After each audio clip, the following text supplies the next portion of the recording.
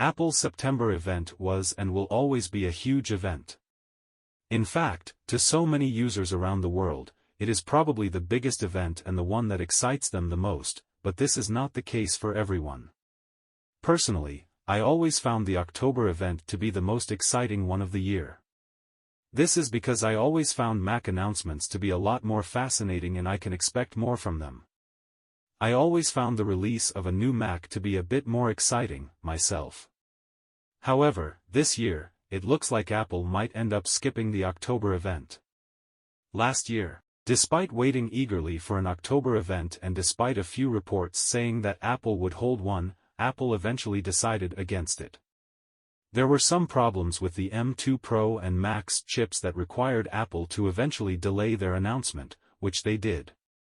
Apple eventually announced the new MacBooks with these chips a few months later in an unexpected January event.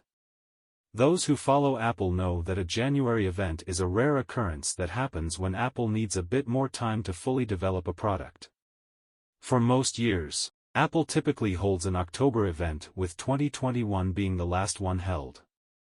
Apple held one as well in 2020 and 2018, skipping 2019, and now, according to Apple analyst Mark Gurman, Apple is reluctant to hold an Apple event for the announcements that they have planned. According to him, Apple will release a few new products, and they will release a video with the details and the announcements, but they won't bring people all the way to their headquarters for a big launch. When he mentioned the September and October events, Mark Gurman wrote, "The structure of the event, I'm told, will match the iPhone 14 launch. A pre-recorded video will be shown online, as well as at an event at the company's headquarters," Gurman writes. There's also another launch occurring in October, likely for the first M3 Max, but it's unclear if that will be positioned as a formal event. He was right about the September event announcement, and now, we are waiting to see if the October event report is correct.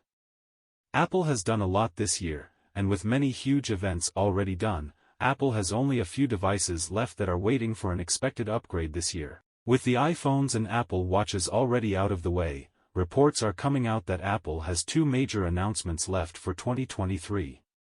First of all, Gurman said that an iPad mini with refreshed specs is coming soon, saying that it most likely will be announced in October.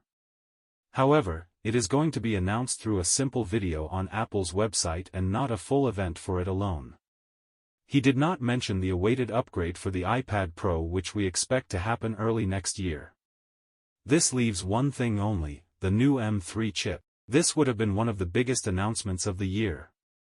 To many people, the M3 chip is a simple announcement of a new chip targeting lower-end devices, but it is much more than that. The M3 chip is the base chip that Apple works on and improves to make the higher-end models like the M3 Pro, Max, and Ultra.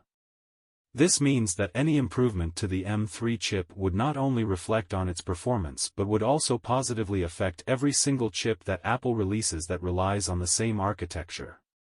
This is big, and therefore, the M3 chip is quite important. For a few years now, Apple has been stuck with a 5nm architecture for all its previous chips, but finally, and after years of trying, Apple has finally managed to move away and launch a new chip with the new 3nm architecture, which is the A17 chip that was just announced.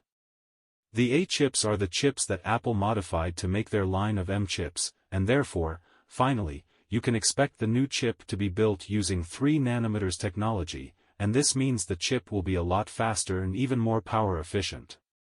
We can never be fully sure in which direction Apple will end up going. We were originally expecting Apple to announce its new M3 chip this October. Typically, Apple announces a new chip and immediately announces a device or two that are going to feature this same chip during the same event.